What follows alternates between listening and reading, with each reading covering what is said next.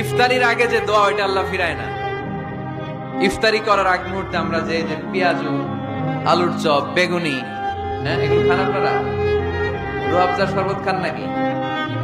এই যে সাজায় রাখা হয় ডিজাইন করে, এইগুলো রেখে যখন দোয়া করেন, এই দোয়াটা আল্লাহ শুনে খুব। আল্লাহ বলে, কিরে ফেরেশতারা ঘটনা কি, এত খাবার কেন? আল্লাহ রোজা রাখছে। কি চায়? আল্লাহ ক্ষমা চায়। তো খায় না যে তৃষ্ণার, তো আল্লাহ আপনার ভয়।